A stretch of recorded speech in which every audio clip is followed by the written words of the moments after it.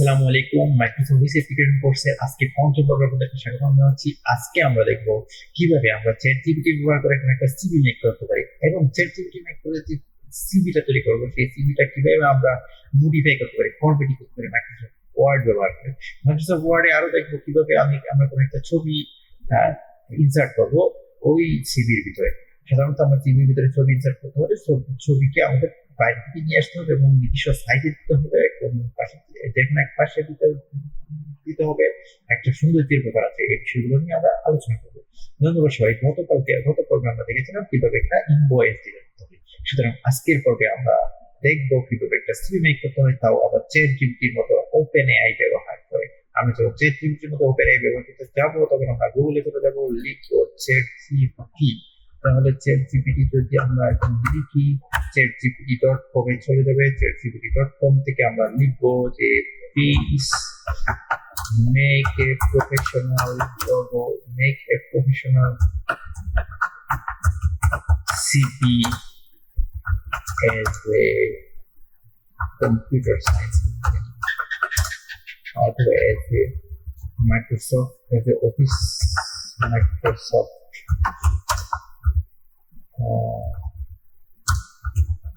Office application expert। ঠিক আছে, একটা প্রশ্ন সিভি দিয়ে করার জন্য আমি চ্যাট জিপিটিকে লিখে দিলাম। চ্যাট জিপিটি আর কোনো কথা চিন্তা করবে না, সে মোহাম্মদ রিয়াদ হোসেন লিখে দিল যে বুয়েট পলিটেকনিক মনিটরিং ইনস্টিটিউট। সে আমার সম্পর্কে অনেক কিছুই জানে। আসলে চ্যাট জিপিটি এমন একটা ওপেন এআই যে অসংখ্য অনেক বেশি তথ্য তার কাছে আছে। আমরা যত কিছু সার্চ করি সেসব কিছু মনে রেখে দেয়, কোন আইডি থেকে চার্জ করছি, কিভাবে চার্জ করছি, সব কিছু সে মনে রাখবে। তাহলে চ্যাট জিপিটি আমাকে একটা খুব সুন্দর সিভি বানিয়ে দিচ্ছে, আমি দেখতে পাচ্ছি। এই মুহূর্তে আমি সিভিটাকে কপি করব, কপি করার পরে আমি সেটাকে মডিফাই করবো। সুতরাং আমি সিভিটাকে টেনে ধরে নিয়ে কপি করলাম, এখান থেকে কপি থেকে এখানে আসলাম। এই জিনিসগুলো আমার দরকার নয়, আমি পাবো এবং সিভিটাকে পেস্ট করলাম। তাহলে আমার সিভি তৈরি হয়ে গেল। বুম করে সিভি যখন তৈরি হয়ে গেল, শুধু তৈরি করার বিষয় না, সিভিটাকে ফর্মেটিং করতে হবে। দেখা যাচ্ছে আমার নাম সে এখানে দিয়েছে, ঠিক আছে, কোনো অসুবিধা নাই। কিন্তু আমার তো একটা ইমেল অ্যাড্রেস আছে, এই জিনিসটা হবে অনেক ছোট। তাহলে এই জিনিসটাকে আমি ফন্ট দিব 10 এবং এটাকে আমি এই পাশে আমার নামের সাথে লাগিয়ে দিব। আমি এই পাশে যে আমার নামের পরে যে ক্যারিয়ার অবজেক্টিভে যে বিষয়টা আছে এই জিনিসটা আমি রাখবো না। আমি এই পাশে একটা ছবি ইনসার্ট করবো। যদি আমি একটা ছবি নিয়ে আসতে চাই তাহলে ইনসার্ট থেকে পিকচারে চলে যাবো। পিকচারে গিয়ে আমি কি করবো, আমার যে ছবি আছে সেই ছবিগুলো থেকে একটা ছবি নিয়ে আসি।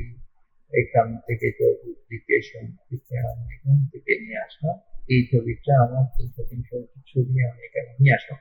কিন্তু এই ছবিটাকে তো আমি ইচ্ছা মতো বসাতে পারি না। এদিকে টানলে সে আসে না, এদিকে টানলে সে আসে না, উল্টা পাল্টা হয়ে যায়। আচ্ছা, কোনো অসুবিধা নেই। যদি ছবি উল্টা পাল্টা হয়ে যায় তাহলে আমরা কি করবো, রাইট ক্লিক করবো। এখানে র্যাপ টেক্সট নামের একটা অপশন আছে, সেভ পিকচার আছে, কপি কাট, কপি পেস্ট আছে, হাইপার লিঙ্ক আছে। মানে ছবিতে আমরা লিঙ্ক করে দিলে ছবিতে ক্লিক করলে অন্য কোথাও চলে যাবে, ফেসবুকে কিন্তু ইনসার্ট ক্যাপশন মানে ছবিতে ক্যাপশনের বিষয়টা আছে।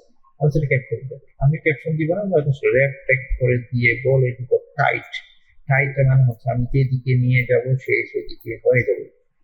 আমি এদিকে নিয়ে গেলাম, ছোট করলাম, সে ছোট হয়ে গেল, বড় করলাম। যদি আমি এদিকে নিয়ে গেলাম সে আমার টেক্সটের মাধ্যমে চলে আসবে। তাহলে টাইট মান হচ্ছে আমি যেদিকে নিয়ে যাবো আমার ছবি সেদিকে চলে যাবে।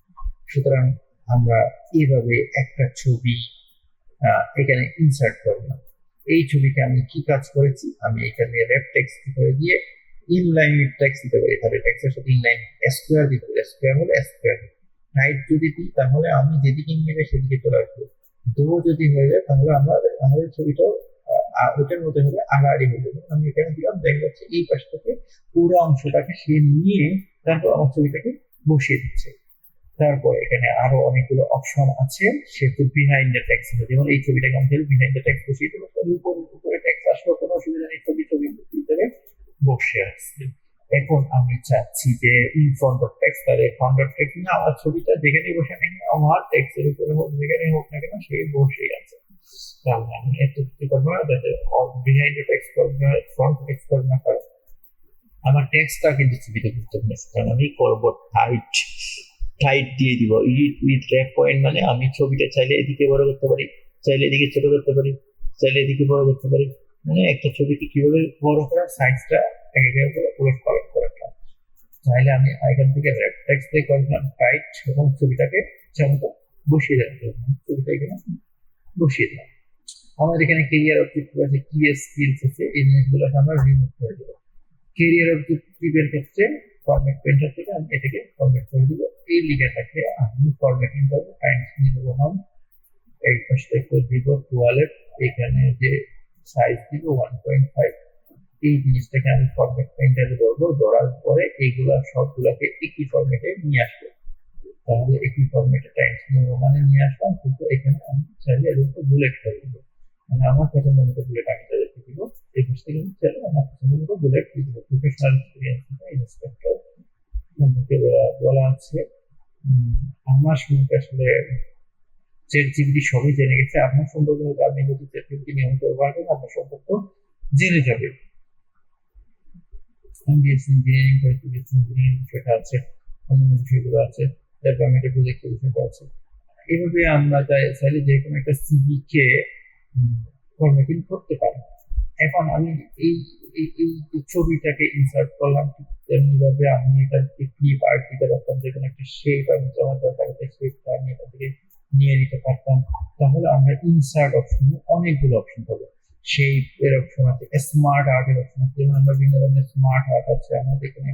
আমি যেমন কোনো একটা টিস্টের কাজ করলে অনেক সময় আমাদেরকে এই কাজগুলো করতে হয়, এই ধরনের কোনো ডিজাইন নিয়ে আসতে হয়, আমাদের এখানে বিল্ট ইন অনেকগুলো ডিজাইন আছে। আমরা এখানে এই ইনসার্ট অপশনে অনেকগুলো অপশন আছে, দেখবো ইনসার্টের চার্ট অপশন আছে। আমরা যখন অনেকগুলো টাকা নিয়ে কাজ করি, টাকাগুলো প্রসেস করার পর একটা কোনো রকম না কোনো রেজাল্ট পেয়ে যাই, তখন সেই রেজাল্টটাকে ব্যবহার করার জন্য আমরা এই ধরনের চার্টও ব্যবহার করে থাকি। তাহলে এই চার্টে এখানে যদি আমি ডেটা দিয়ে দিই, সেই ডেটা অনুসারে আমাকে নতুন একটা একটা একটা আমাকে গ্রাফ তৈরি করে দিবে। মাইক্রোসফট অফিসের এই গ্রাফ গুলো আসলে রিসার্চের কাজে অনেক বেশি ব্যবহৃত হবে। তাছাড়াও আমার আছে হাইপার লিঙ্ক, যেমন আমি আমার ছবির উপরে হাইপার লিঙ্ক করে দিলাম, হাইপার লিঙ্ক করে আমি কি করে দিলাম, ছবিটাকে আমি একটা লিঙ্ক সেট আপ করে দিতে পারি। সেই হাইপার লিঙ্ক যদি করে দিই ছবির উপরে, যে ছবির উপর যদি হাইপার লিঙ্ক করে দিই, কি হবে, আমার আমার একটা আপনাদেরকে দেখিয়েছিলাম ভিডিও ক্লাস, এটা চলার পর আমি যেখানে ক্লিক করে হাইপার লিঙ্ক করে দিলাম, তখন দেখা যাচ্ছে এই যে সি ইউজার ওপেন ডাইরেক্টরি, ওই যে হাইপার লিঙ্ক থেকে ওটা চলে আসলো। তারপরে আপনার এখানে আরো বিষয় আছে, যে বুক মার্কেট বিষয়টা আছে, হেডার এবং ফুটার বিষয় আছে, যেমন আমি হেডার কি দিব না দিব এই বিষয়টা হেডারে আছে। তারপরে হচ্ছে ফুটারের বিষয়, ফুটারে কি দিব, অনেক সময় আমাদের এখানে পেজ নাম্বার থাকে, উপরের দিকে থাকে হেডিং থাকে, পেজের নাম্বার, পেজ নাম্বার আছে, টেক্সট বক্স আছে, আমি যেমন টেক্সট বক্স নিয়ে দেবে। গত পর্বে আমরা দেখেছি টেক্সট বক্স নিয়ে যে কোনো একটা কাজ করা, টেক্সট বক্সকে আমরা ইচ্ছে মতো আলোচনা করতে পারবো। কুইক পার্ট আছে, যেমন অটো টেক্সট আছে, ডকুমেন্টারি প্রপার্টি আছে। তাছাড়া ওয়ার্ড আর্ট, তো আমি প্রথম দিন কাজ দেখেছিলাম, যেখানে একটা কিছুকে আমরা ওয়ার্ড আর্ট টেক্সট বা যে কোনো কিছুকে আমরা ওয়ার্ড আর্ট লিখতে পারি, ওয়ার্ড আর্ট জিনিসটা খুবই সুন্দর দেখায়। এবং অনেক সময় আমরা বিভিন্ন পেজের হেডিং দেখি, পেজ প্রথম পেজটা দেখি, প্রথম পেজটা সাধারণত ওয়ার্ড আর্ট থেকে আমি চাইলে ওয়ার্ড আর্ট লিখতে পারি, ওয়ার্ড আর্ট লিখতে আমার কোনো অসুবিধা নেই। এই জন্য আমি সিলেক্ট করার পর আমি এখান থেকে চেঞ্জ স্টাইল থেকে আমি স্টাইল চেঞ্জ করে দিতে পারি, কালার চেঞ্জ করে দিতে পারি, ইনসার্টে গেলাম, ইনসার্ট থেকে আমার এখানে ওয়ার্ড আর্ট থেকে আমি যে কোনো একটা নামে এটাকে নামটাকে আমার নামটাকে চেঞ্জ করে দিতে পারি। এটাই হচ্ছে বিষয় ওয়ার্ড আর্টের। এখানে আমরা চাইলে ফন্ট সাইজটা বা সাইজটা চেঞ্জ করে দিতে পারি। সাইজটা যদি আমরা চেঞ্জ করি সাইজটা ছোট করে দিই, ছোট না করলে আমার কাজটা সুন্দর দেখাচ্ছে না। তাছাড়া এই ক্ষেত্রে অ্যালাইনমেন্ট যাতে করে আমার নামের যে মান সেটা একটু অন্যরকম হয়ে গেল। সার্চ থেকে যদি আমি যদি ওয়ার্ড আসে একদিন কালো টাইপের আছে, আমরা থেকে কালো টাইপের ওয়ার্ড আসবে দিতে পারি। সাধারণত এখানে ওয়ার্ড যে কোনো একটা লিখে দিলে আগের লিখাটা সে রিমুভ করে দেবে। তাহলে আমার আগের লিখাটা সে গুরুত্ব দেয় না, কি একটু রিমুভ করে দিই, এটাকে রাইট ক্লিক করি, এটাকে নিয়ে এসে আমি কিন্তু এটাকে ক্লিক করি, ক্লিক করার পর এটার ফন্ট সাইজটা কমিয়ে দিই, কমিয়ে দিয়ে আমি এটাকে এটার সাথে বরাবর বসিয়ে দিই। তাহলে আমাদের কি আমার নামটা একটা ডিজাইন নিয়ে করে দেয়। আসলে আমাদের সিভিতে আমরা এটা ডিজাইন করবো না, প্রফেশনাল যে সিভি সেই সিভি গুলো খুবই সিম্পল হয়ে যাবে।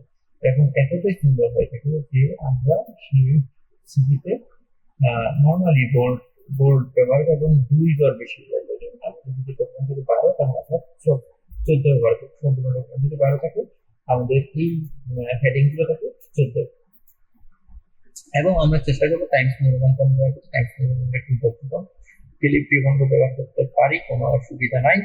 এটাই হচ্ছে আমার সিভি মেকিং এর প্লাস এবং ইনসার্ট অপশনের প্লাস। বিভিন্ন কিছু ইনসার্ট করে দেওয়া, সিগনেচার লাইন আমরা করতে পারি, ডেট এন্ড টাইম এড করতে পারি, ইকুয়েশন এড করতে পারি। কিন্তু অনেকগুলো ইকুয়েশন রয়েছে, গাণিতিক ইকুয়েশন, সিম্বল রয়েছে অনেকগুলো গাণিতিক সিম্বল রয়েছে। আমরা যে কোনো সিম্বল আমরা এখান থেকে দিয়ে দিতে পারি ইচ্ছা করে।